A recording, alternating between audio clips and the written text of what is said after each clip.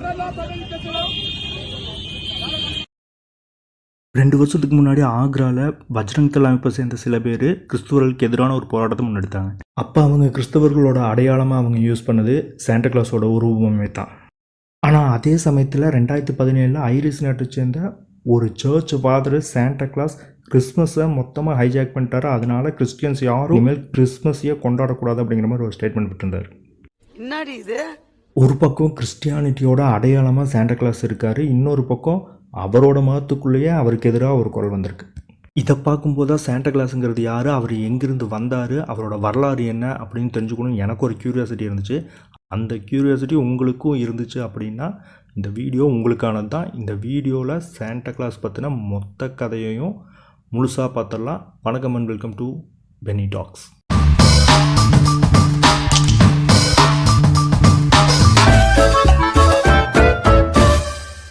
Santa கிளாஸோட கதைங்கிறது இத்தாலியில் வாழ்ந்த சில திருடங்கிட்ட ஆரம்பிக்குது. கிபி 11ஆம் நூற்றாண்டில் இத்தாலியில் வாழ்ந்த சில மாலுமிகள் துருக்கிக்கு கொள்ளையடிக்கலான்னு போகிறாங்க. அங்கே கொள்ளையடித்த பொருட்களை இத்தாலியில் இருக்கிற பாரிங்கிற ஒரு இடத்துக்கு கொண்டு வந்து கோயில் கட்டி வழிபட தொடங்குறாங்க. அவங்க கொள்ளையடிச்சாங்கன்னு சொல்லி சொன்னேன் இல்லையா, அவங்க கொள்ளையடிச்சது தங்கமோ வெள்ளியோ இல்லை வேறு ஏதாவது விலை வந்த பொருட்களான்னு கேட்டால் கிடையாது. இறந்து சமாதியில் புதைக்கப்பட்ட ஒரு பிஷப்போட எலும்பு கூட்டை தான் அவங்க திருடிட்டு வந்திருக்காங்க. அந்த சமாதியில் புதைக்கப்பட்ட பிஷப்போட பேர் செயின்ட் நிக்கலஸ். இவர் தான் ஒரிஜினல் சாண்டா கிளாஸ். யார்கிட்ட கதை அழகிறேன், இவரை பார்த்து சாண்டா கிளாஸ் மாதிரி இல்லையே அப்படின்னு நீங்கள் என்ன கேட்கலாம். ஆனால் சத்தியமாக சொல்கிறேன், இவர் தான் ஒரிஜினல் சாண்டா கிளாஸ். இப்படி இருந்தவர் தான் அமெரிக்கா இப்படி மாற்றி வச்சுருக்கு. சாண்டா கிளாஸ் அமெரிக்காவுக்கு எப்படி போனார், அமெரிக்கா அவர் எப்படி மாற்றுச்சு அப்படிங்கிறதெல்லாம் பின்னாடி பார்க்கலாம். ஃபஸ்ட்டு செயின்ட் நிக்கலஸோட கதையை தெரிஞ்சுக்கலாம். ஆரம்பகால கிறிஸ்துவர்களில் ரொம்ப முக்கியமான ஒரு பிஷப் தான் செயின்ட் நிக்கலஸ். கிபி 270 பட்டாராங்கிற கிராமத்தில், அதாவது இன்றைக்கி இருக்கிற டர்க்கியில், வசதியான வீட்டில் ஒரு சந்தோஷமான சூழலில் பிறந்தவர் தான் நிக்கலஸ். ஆனால் அந்த சந்தோஷங்கிறது நிக்கலஸுக்கு ரொம்ப நாள் நீடிக்கலை. ஏன்னா அப்போ ஏற்பட்ட கொரோனா மாதிரியான ஒரு பெருந்தொற்றில் அவங்க அப்பா அம்மா 2 பேருமே பலி கொடுத்துட்டு அனாதையாக நின்னவரை ஒரு சர்ச் தான் தத்தெடுத்து வளர்த்திருக்கு. பின்னாடி அவர் பிஷப்பாக மாறினதுக்கு காரணமும் அதே சர்ச் தான். அவர் வாழ்ந்த ஊருக்கு பக்கத்தூரான மைராங்கிற கிராமத்தில் பிஷப்பாக இருந்த அவரோட மாமா இறந்துட்டதால் அவருக்கு பதிலாக இவரையே பிஷப்பாக அப்பாயிண்ட் பண்ணுறாங்க. சொல்லப்போனால் அப்போ இருந்த பிஷப்கள்லேயே ரொம்ப சின்ன வயசில் பிஷப்பானது நிக்கலஸ் மட்டும்தான்.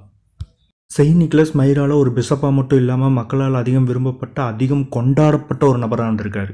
அதுக்கு காரணம் அவர் ஒரு பிஷப்பாக மக்களுக்கு போதனைகள் மட்டும் சொல்லிக் கொடுக்காம அவரோட சொத்துக்கள் முழுவதையும் ஏழை எளிய மக்களுக்கும், முடியாதவங்களுக்கும், நோய்வாய்ப்பட்டவங்களுக்கும் வாரி வழங்கியிருக்காரு. இதனாலேயே மக்களால் அதிகம் விரும்பப்பட்ட ஒரு நபராக இருந்திருக்காரு.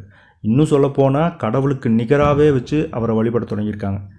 இப்படி கடவுளுக்கு நிகராக பார்த்ததாலேயோ என்னமோ அவர் இறந்ததுக்கப்புறம் அவரை பற்றின கட்டுக்கதையிலும் நிறையா வெளிவர ஆரம்பிச்சிருச்சு. கொல்லப்பட்ட 3 குழந்தைகளோட எலும்புகளை வச்சு மறுபடியும் அந்த குழந்தைகளை உயிர்ப்பிச்சதாகவும், கடலில் பயணம் பண்ணிகிட்டு இருந்த 3 பேரை ராட்சத அலைகளில் இருந்து காப்பாற்றினதாகவும், மரண தண்டனை விதிக்கப்பட்ட 3 பேரை அந்த மரண தண்டனையிலிருந்து காப்பாற்றினதாகவும் பல கதைகள் சொல்லப்பட்டுக்கிட்டு இருக்கு. என்னடா எல்லா கதையிலையும் 3 பேரை காப்பாற்றிருக்கான்னு பார்க்குறீங்களா? ஏன்னா 3ங்கிறது கிறிஸ்டியானிட்டியில் ஒரு முக்கியமான நம்பர். உதாரணத்துக்கு சொல்லணும்னா, இயேசு பிறந்தப்போ வந்து பார்த்தது 3 ஞானிகள். அதே மாதிரி இயேசு இறந்து மறுபடியும் உயிர் தெழுந்தது 3 நாள் கழிச்சு. அதனால் கான்சியஸாகவும் அன்கான்சியஸாகவும் எல்லா கதைகள்லையும் 3ங்கிறது நார்மலாக வந்திருக்கலாம். ஆனால் இந்த 3 கதையே இல்லாமல் 4வதாக ஒரு கதை இருக்குது. அந்த கதையை வச்சு தான் சாண்டா கிளாஸ் நைட்டு கிஃப்ட் கொண்டு வந்து கொடுப்பாரு அப்படிங்கிற நம்பிக்கை வந்துச்சுன்னு எல்லோரும் சொல்லுவாங்க. செயின்ட் நிக்கலஸ் ஒரு நைட்டு ஒரு ஸ்ட்ரீட் வழியாக போகும்போது அங்கிருந்த ஒரு வீட்டில் வந்த பேச்சு சவுண்டு கேட்டு எட்டி பார்த்துருந்துருக்காரு. அந்த வீட்டில் 3 பொண்ணுங்களும் அவரோட அப்பாவும் நின்று பேசுகிறத பார்த்துருந்துருக்காரு. வறுமையில் அந்த 3 பொண்ணுங்களுக்கும் கல்யாணம் பண்ணி வைக்க முடியலையேன்னு அந்த அப்பா புலம்புறதை கேட்டு பரிதாபப்பட்டு அவர் கையில் இருந்த பணம் முடிச்ச யாருக்கும் தெரியாமல் சிம்னி வழியாக தூக்கி போட்டு போயிருந்திருக்காரு. சாண்டா கிளாஸ் யாருக்கும் தெரியாமல் போட்ட அந்த பணத்தை வச்சு முதல் பொண்ணுக்கு கல்யாணத்தை நடத்தி முடிக்கிறாரு அந்த அப்பா.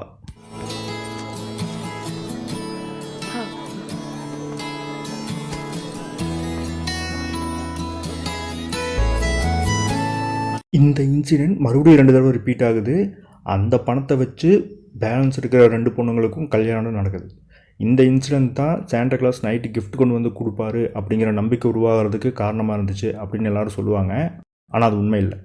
ஏன்னா ஏற்கனவே மக்கள்கிட்ட ஒரு வள்ளலாக அறிமுகமான ஒரு நபர் தன்னோட அடையாளத்தை மறைச்சிக்கிட்டு இதை பண்ணணும்னு அவசியம் கிடையாது. அதுவும் 2-3 தடவை. அதே மாதிரி அந்த கால துருக்கி மக்கள்கிட்ட வீட்டுக்குள்ளே சிம்னி வச்சு கட்டுற பழக்கமே கிடையாது. அப்படின்னா இந்த கதையெல்லாமே எங்கேருந்து வந்திருக்கும்? ஆக்சுவலாக செயின்ட் நிக்கலஸ் பிறக்கிறதுக்கு முன்னாடியே இந்த கதையெல்லாமே ஒரு புக்கில் வந்துருச்சு. பொதுவாக கிறிஸ்டியானிட்டிங்கிறது பாகன் கல்ச்சரில் இருக்கிற சில கதைகளையும் நம்பிக்கைகளையும் உள்வாங்கி வளர்ந்த மதம். அப்படி தான் க்ரீக் ரைட்டரான ஃபிலஸ்ட்ராட்டஸ் எழுதிய the life of Apollonius of Tyana அப்படிங்கிற புக்கில் தான் அந்த கதையெல்லாமே இருக்குது. அந்த கதைகளை உள்வாங்கி சின்ன சின்ன சேஞ்சஸ் பண்ணி செயின்ட் நிக்கலஸ் கூட கனெக்ட் பண்ணி வளர்ந்தது தான் இந்த கதையெல்லாமே. பயப்பிடிச்சிட்டான், எல்லாம் டெக்னாலஜி. ஆனால் இந்த கதைகள் எல்லாமே கிபி 11ஆம் நூற்றாண்டு வரைக்கும் வெறும் கதைகளாக மட்டும்தான் இருக்குது. அதாவது சாண்டா கிளாஸ் நைட்டு கிஃப்ட் கொண்டு வந்து கொடுப்பாருன்னு ஒரு ட்ரெடிஷன் இருக்குது இல்லையா, அது அப்போ ஃபாலோ பண்ணப்பட்டது கிடையாது. அது கிபி 11ஆம் நூற்றாண்டுக்கு அப்புறமா தான் வருது. இட்டாலியில் இருக்கிற சில கன்னியாஸ்திரிகள் டிசம்பர் 5ஆம் தேதி, அதாவது செயின்ட் நிக்கலஸ் இறந்ததாக சொல்லப்படுற டிசம்பர் 6ஆம் தேதிக்கு முன்னாடி நாள் நைட்டே போய் இனிப்புகளையும் சில பரிசு பொருட்களையும் ஏழை குழந்தைகளுக்கு செயின்ட் நிக்கலஸ் பேரை சொல்லி அவங்களுக்கு தெரியாமையே கொடுத்துட்டு வந்திருக்காங்க. இந்த பழக்கம்தான் தொடர்ச்சியாக ஃபாலோ பண்ணப்பட்டிருக்கு. அப்படியே கொஞ்சம் கொஞ்சமாக மற்ற நாடுகளுக்கும் பரவ ஆரம்பிச்சிருக்கு. செயின்ட் நிக்கலஸை பற்றி தெரிஞ்சுக்கிட்டேன் இல்லையா, இப்போ செயின்ட் நிக்கலஸ் எப்படி சாண்டா கிளாஸாக மாறினார் அப்படிங்கிறதையும் பார்த்துருவோம். செயின்ட் நிக்கலஸை வழிபடுற பழக்கங்கிறது டச் மக்கள்கிட்டே இருந்திருக்கு. டச் மக்கள் செயின்ட் நிக்கலஸை சிண்டா கிளாஸ் அப்படிங்கிற பேரில் கூப்பிட்டு வந்திருக்காங்க. செயின்ட்டுங்கிற வார்த்தைக்கு டச் மொழியில் சிண்ட் அப்படின்னு அர்த்தம். டச் மக்கள்கிட்ட இருந்த இந்த சிண்டா கிளாஸ் வழிபாடும் வழிபாட்டு முறையும் ஒரு ட்ரெடிஷனாகவே மாறுது. அது அவங்க அமெரிக்காவில் போய் செட்டில் ஆனதுக்கப்புறமும் கைவிடலை, தொடர்ச்சி அதை ஃபாலோ பண்ணிட்டு இருந்திருக்காங்க.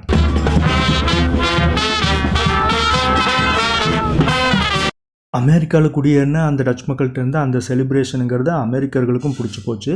அதை கொஞ்சம் கொஞ்சமாக அவங்களும் அடாப்ட் பண்ண ஆரம்பிக்கிறாங்க. இப்படி தான் செயின்ட் நிக்கலஸ் அமெரிக்கர்களுக்கு அறிமுகமானார். ஆரம்பத்தில் அமெரிக்கர்கள் சிண்டா கிளாஸுங்கிற பேரை செயின்ட் கிளாஸ் அப்படிங்கிற பேரை தான் யூஸ் பண்ணியிருந்திருக்காங்க. இந்த செயின்ட் கிளாஸ் தான் பின்னாடி மருவி சாண்டா கிளாஸ் தான் வந்துச்சு. அமெரிக்கா செயின்ட் நிக்கலஸோட பேரை மட்டும் மாற்றலை, அவர் கும்பிட்டு இருந்த அவரோட நினைவு நாளான டிசம்பர் 6ஆம் தேதியிலேருந்து மாற்றி கிறிஸ்மஸ் கூட கனெக்ட் பண்ணதுக்கு காரணமும் அமெரிக்கா தான். அதுக்கு காரணம் கிளமெண்ட் கிளார்க் மூருங்கிற ஒரு ரியல் எஸ்டேட் டெவலப்பர். கிளமெண்ட் ஒரு ரியல் எஸ்டேட் டெவலப்பர் மட்டும் கிடையாது, அவர் ஒரு ரைட்டர், முக்கியமாக ஒரு பொயட்டும் கூட. ஒரு கிறிஸ்மஸ்க்கு அவரோட குழந்தைகளுக்கு கிளமெண்ட் எழுதின த நைட் பிஃபோர் கிறிஸ்மஸ் அப்படிங்கிற அந்த போயம் தான் கிறிஸ்மஸ்க்கு சுத்தமாக சம்மந்தமே இல்லாத செயின்ட் நிக்கலஸ் கிறிஸ்மஸ் கூட கனெக்ட் ஆனதுக்கு காரணம். இந்த போயம் பல வருஷங்களுக்கு முன்னாடியே ட்ராய் சென்டினல் அப்படிங்கிற பத்திரிகையிலும் வந்துடுச்சு. ஆனால் கிளமெண்ட் அமெரிக்காலேயோ ஒரு முக்கியமான ஆளாக இருந்ததாலேயோ என்னமோ அது அவர் எழுதின மாதிரியே ப்ரொமோட் ஆயிடுச்சு. மாட்டிக்கிட்ட பங்கு. அது மட்டும் இல்லாமல் ஒரு கடவுளாக ஒரு புனிதராக பார்த்துட்டு இருந்த செயின்ட் நிக்கலஸை மாயாஜாலங்கள் நிறைஞ்ச ஒரு ஜாலியான சாண்டா கிளாஸாக மாற்றினதுக்கு காரணமும் அந்த போயம் தான். கிளமெண்ட் எழுதின அந்த போயமை பேஸாக வச்சு தாமஸ் நாஸ்ட்டுங்கிற ஒரு பொலிட்டிக்கல் கார்ட்டூனிஸ்ட் 1863 ஹார்பர்ஸ் வீக்லி அப்படிங்கிற பத்திரிகைக்கு சாண்டா கிளாஸை முதல் முறையாக வரைய ஆரம்பித்தார். அதுக்கு மக்கள் மத்தியில் நல்ல வரவேற்பு இருந்ததால் தாமஸ் தொடர்ந்து சாண்டா கிளாஸை வரைய ஆரம்பித்தார். அதை தொடர்ந்து நார்மன் ராக்வெல்ஸ் அப்படிங்கிறவரும் கொஞ்சம் ரியலிஸ்டிக்கான சாண்டா கிளாஸை வரைய ஆரம்பித்தார். இதுக்குமே மக்கள் மத்தியில் நல்ல வரவேற்பு இருந்துச்சு. குழந்தைங்கள்லேருந்து பெரியவங்க வரைக்கும் பிடிச்சி போன சாண்டா கிளாஸை ஏன் நம்ம விளம்பரங்களை பயன்படுத்தக்கூடாதுன்னு யோசிச்சா ஒயிட் ராக் பெவரேஜஸ் அப்படிங்கிற ஒரு மினரல் வாட்டர் கம்பெனி அவங்களோட விளம்பரங்களில் சாண்டா கிளாஸை முதல் முறையாக பயன்படுத்த தொடங்குறாங்க. ஆனால் நிறைய பேர் கொக்கோ கோலா தான் ஃபஸ்ட்டு சாண்டா கிளாஸை விளம்பரங்களை யூஸ் பண்ண ஆரம்பித்தாங்க அப்படின்னு சொல்லுவாங்க. ஏன் நம்ம பிக் பாங் பவுனுமே அவரோட ரீசன்ட் வீடியோவில் அதை தான் சொல்லியிருந்திருப்பார். ஆனால் அது தப்பு. கொக்கோ கோலாவோட விளம்பரங்களில் சாண்டா கிளாஸ் வர ஆரம்பிச்சது 1930 தான். ஆனால் 1915 ஒயிட் ராக் கம்பெனி அவங்களோட விளம்பரங்களை சாண்டா கிளாஸை பயன்படுத்த தொடங்கிட்டாங்க. அதே மாதிரி கொக்கோ கோலா தான் சாண்டா கிளாஸுக்கு ரெட் கலர் சூட்டை மாட்டி விட்டாங்க. அதுக்கு முன்னாடி வரைக்கும் க்ரீன் கலர் சூட்டில் தான் சாண்டா கிளாஸ் இருந்தார் அப்படின்னு சொல்லுவாங்க. ஏன் நம்ம மதன் கௌரியுமே அவரோட பழைய வீடியோவில் அதை தான் சொல்லியிருந்திருப்பார். ஆனால் அதுவுமே தப்பு. கொக்கோ கோலாவுக்கு முன்னாடியே ஒயிட் ராக் கம்பெனி அவங்களோட விளம்பரங்களில் ரெட் கலர் சாண்டாவை யூஸ் பண்ண ஆரம்பிச்சிட்டாங்க. இன்னும் சொல்லப்போனால் அதுக்கு முன்னாடி இருந்தே ரெட் கலர் சாண்டா புழக்கத்தில் தான் இருந்திருக்காரு. ரெட் கலர் மட்டும் இல்லை, பச்சை, மஞ்சள், ப்ளூ, ப்ரௌன், ஈவன் பர்பிள் கலரில் கூட சாண்டா கிளாஸ் இருந்திருக்காரு. கொக்கோ கோலாவோட விளம்பரங்களை சாண்டா கிளாஸை யூஸ் பண்ண ஆரம்பித்ததுக்கப்புறம் கொக்கோ கோலாவோட சேல்ஸுங்கிறது கிராஜுவலாக இன்க்ரீஸ் ஆக ஆரம்பிச்சிருக்கு. இதை பார்த்துட்டு மற்ற கம்பெனிஸுமே அவங்களோட விளம்பரங்களை சாண்டா கிளாஸை யூஸ் பண்ண ஆரம்பிச்சிட்டாங்க. அப்படி அவங்க சாண்டா கிளாஸை வரையும் போது அவங்களுமே ரெட் கலர் சூட் போட்டு தான் சாண்டா கிளாஸை வரைய ஆரம்பிச்சிருக்காங்க. இந்த தொடர்ச்சி தான் கொக்கோ கோலா தான் சாண்டா கிளாஸுக்கு ரெட் கலர் சூட் கொடுத்தாங்க அப்படிங்கிற தியரி வர்றதுக்கு காரணம். ஆனால் ஆக்சுவலாக இந்த ரெண்டு கம்பெனிஸுக்கு முன்னாடியே ரெட் கலர் சாண்டாங்கிறவர் இருக்க தான் செஞ்சுருக்காரு. கொக்கோ கோலா சாண்டா கிளாஸை யூஸ் பண்ணி அவங்களோட சேல்ஸ் இன்க்ரீஸ் பண்ணதை பார்த்துட்டு அதோட ரிவல்ரி கம்பெனி பெப்சி சும்மா இருக்குமா?